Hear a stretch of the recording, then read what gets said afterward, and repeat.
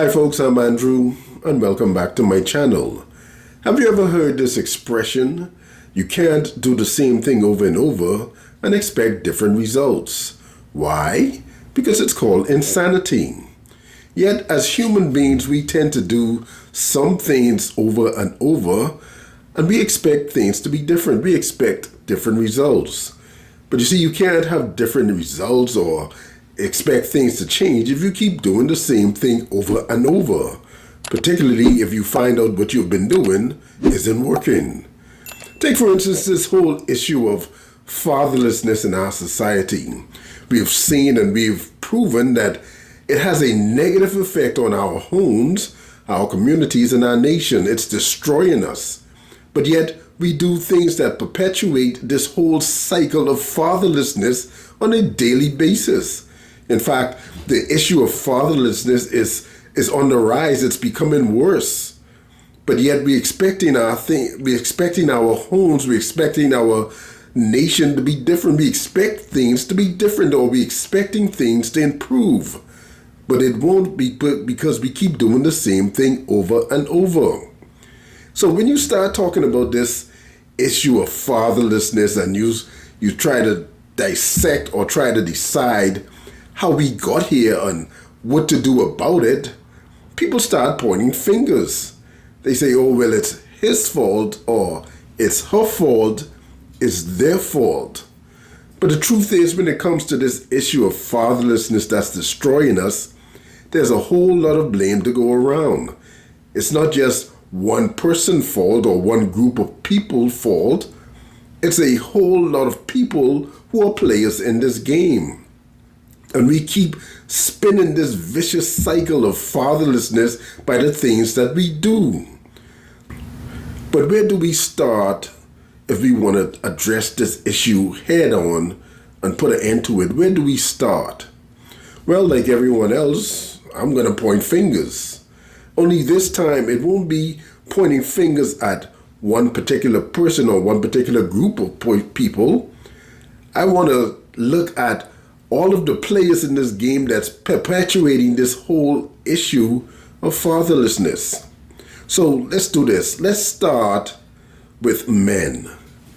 Now I know I can hear you, why men? Well, for me personally, based on the Bible says that a man is the head of the home.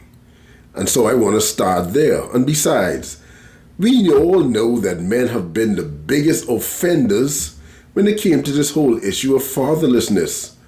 I don't know if men created the issue or created the problem, but they seem to be the biggest offenders or used to be the biggest offenders when it comes to this issue. So let's start there. One of the first things I would address or look at is the irresponsibility of men when it comes to sexual activity. You see, men have been known or accustomed to doing whatever they want sexually without any repercussions.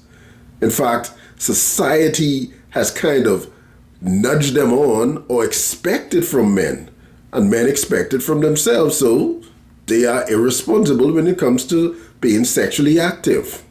Now, I know that in some nations or some cultures, this is encouraged. It's called sowing your wild oats.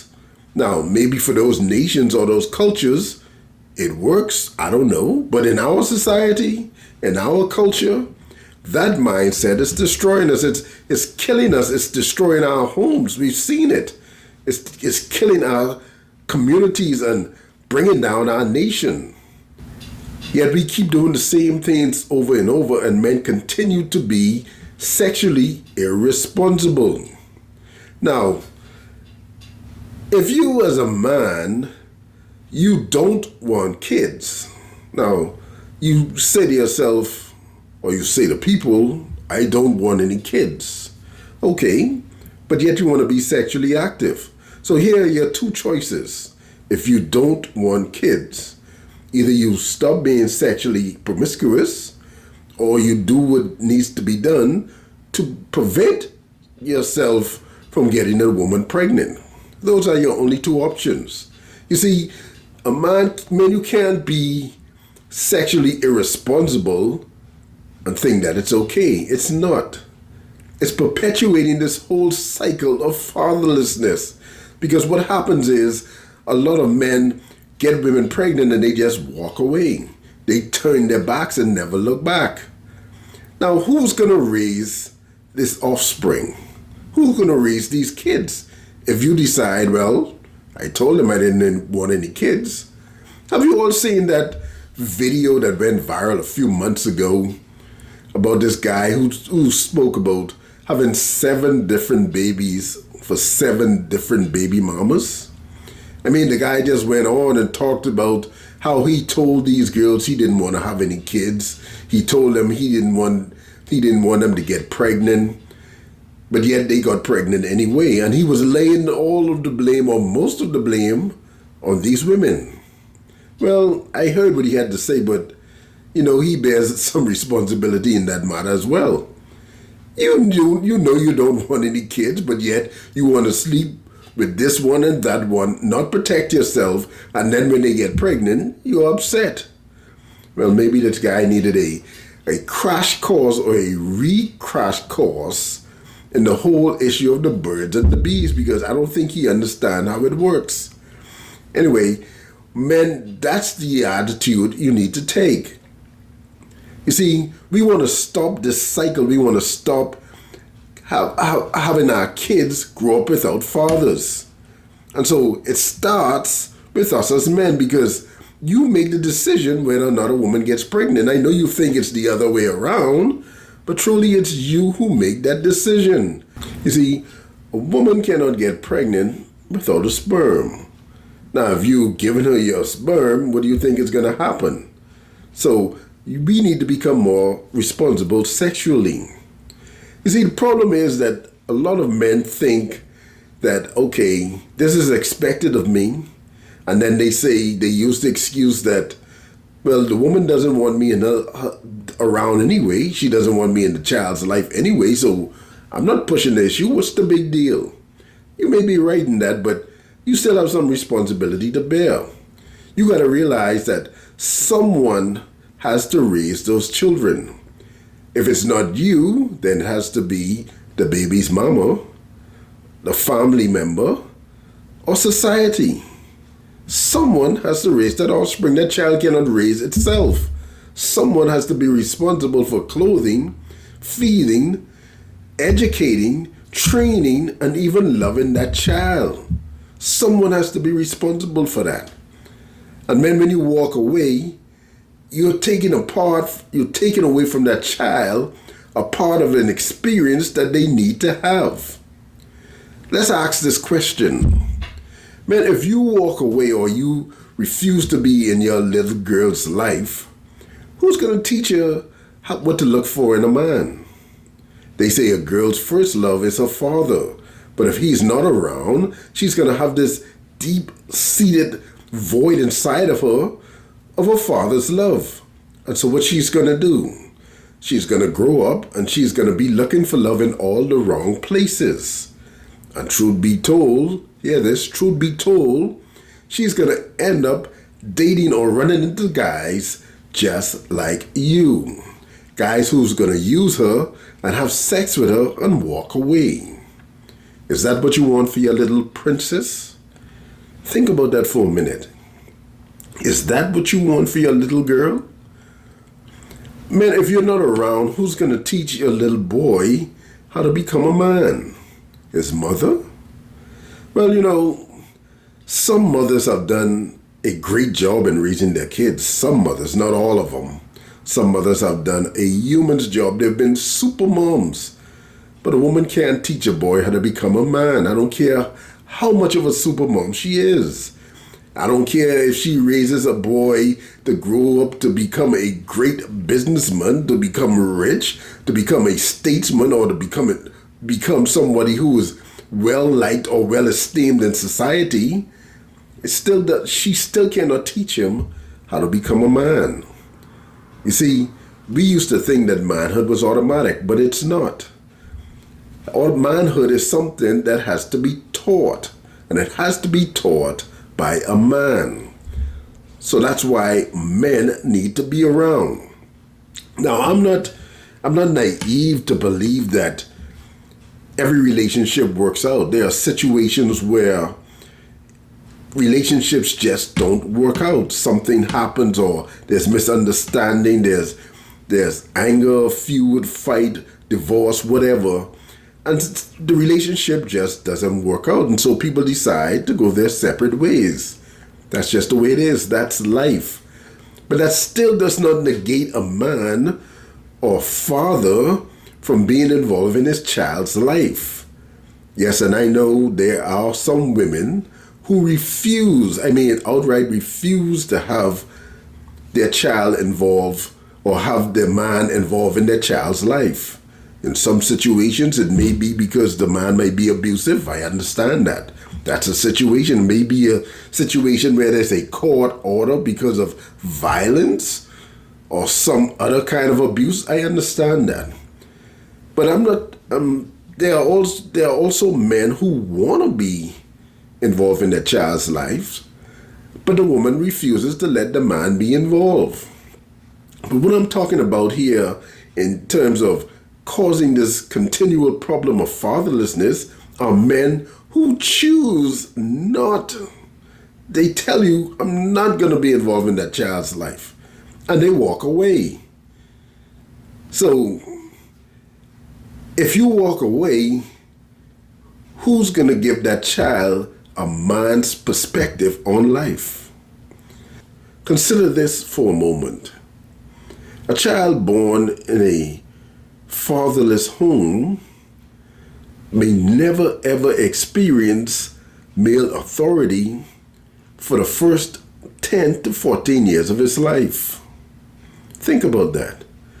A child who is born in a fatherless home, who has no contact with his father or no contact with a positive male role model, or who may not be involved in sports in some way where there's a male coach, that child will never ever experience male authority in his life for the first 10 to 14 years. And when he do experience male authority, normally it happens with a police officer. And we've all seen how normally that doesn't go well, because that child is going to rebel and he's going to buck against the system. He's going to buck against male authority because all his life he's never seen or experienced male authority. His mother has been the dominant authority in his life. Take, for instance, little Johnny. Little Johnny is born into a home or to a single mother, and the father has no influence or no connection to this child, to little Johnny. So little Johnny is raised primarily by his mother, maybe grandmother or aunts, or even if there's an uncle, if that uncle isn't a positive role model, little Johnny still has a problem. So little Johnny goes to school, and in that school, there are going to be more female teachers than anything else. And those female teachers is going to be teaching little Johnny how to live. Little Johnny may grow up and go downtown and go into offices, and in those offices, for the most part, are going to be women who's going to help him with whatever it is he seeks. Little Johnny may also get a summer job, and on that summer job, for the most part, are going to be women. He may even have a female supervisor. You know, I was in the store one day and I was watching this guy pack one of the packers. He was one of the packers at the store. Put your groceries in the bag. And I was watching him because I saw a look on his face. He was standing back watching one of the other guys pack a bag. When the guy had finished packing the bag and took the bag out with the customer, it was his turn up. And so he stepped up to the register to go and prepare to pack the bag. Also stepping up with him was a lady, and she had on a badge that said supervisor. So I assume that this guy was probably a trainee, or this was probably his first day. And so the supervisor, who was a woman, was going to show him how to properly pack a bag. Now, while he was doing this, I watched his face because I was still on the line waiting for my turn to get to the register. And so I was watching his face because I saw a look on his face, and I recognized that look. I recognized it because I've had that look. It was a look of disgust or disdain. And I'm sure he wasn't disgusted at the fact that this woman was showing him how to pack a bag, but I believe he was disgusted or felt a certain way because here was another woman telling him what to do. You see, like I said, I know that look because I had that look. Growing up without a father, that was your life. You grew up and all you could hear is your mother's voice. And if there weren't any positive male models in your life, all you heard were the voices of women telling you what to do. And so that's why I have this drive to try and show men just how important they are in the lives of their children, especially their young boys. You see, if men aren't around to teach these boys, they're going to grow up not having any idea what it means to become a man. And most of them grow up with this problem of anger, and someone needs to teach them how to control that anger. Someone needs to teach them that there's no need to explode for every single thing, for every minor thing. There's no need to explode, but anger is all they know because they're angry. Believe it or not, a lot of them are angry because they have no father in their lives. I know some people don't want to believe that, but it's true. They're angry because maybe they've been taught or maybe they've been given these ideas that their father didn't want them, that their father abandoned them, that their father was no good. And so they're angry. Like I said, I've experienced this because I grew up without a father. And so, men, you see how important it is for you to be in your child's life? A lot of men think, well, these kids are going to be okay. It's not a big deal. Besides, they don't want us around, so they're going to be okay, but they're not. That's the problem. They're not going to be okay. You see, when a child grows up in a single parent home, i.e. a single mother, that child, whether it's a boy or girl, will view life from one perspective. Think about that, from one perspective, a female perspective. Why is that a big deal? Well, you see, men and women think differently. That's the way it was designed. Men and women think differently, they act differently. And so they see the world in a different way. And that's why God gave children two parents, a male and a female, because it brings balance.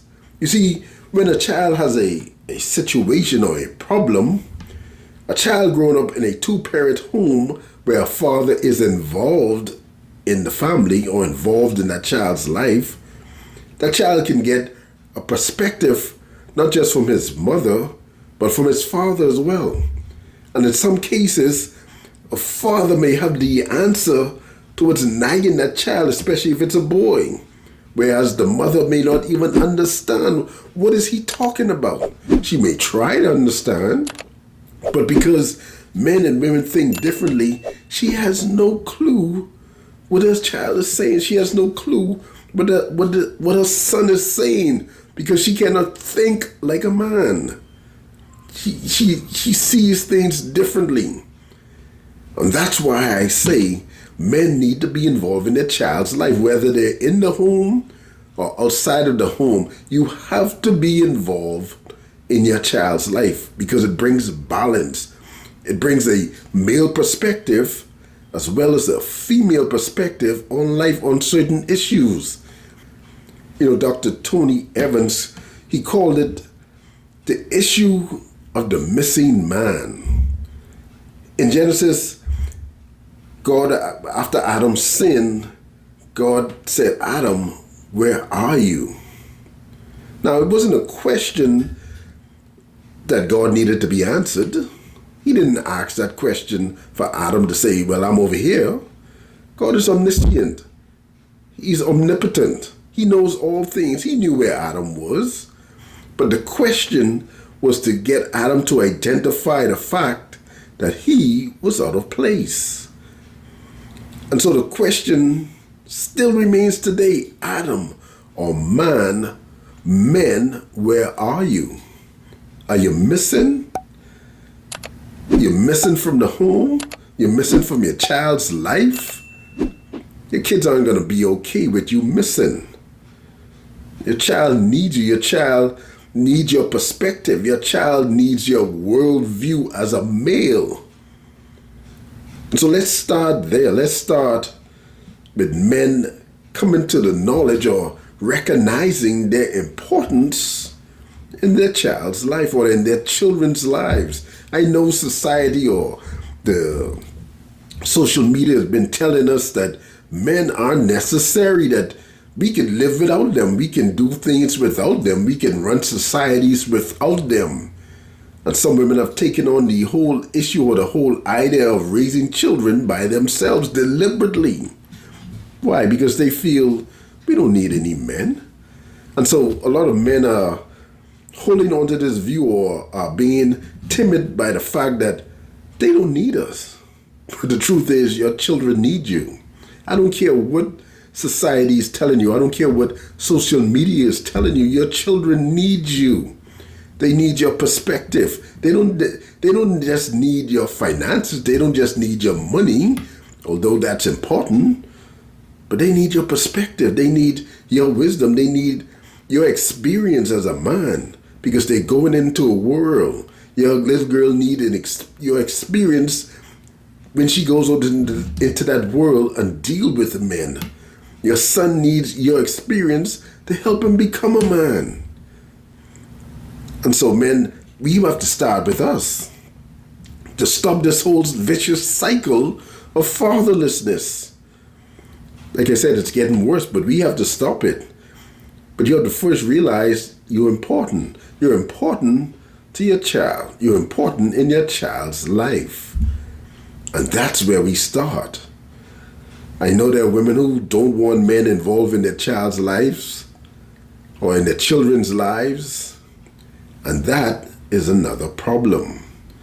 And we'll discuss that in our next video because it's an issue within itself. In fact, in the next video, I'm going to be pointing fingers at the women.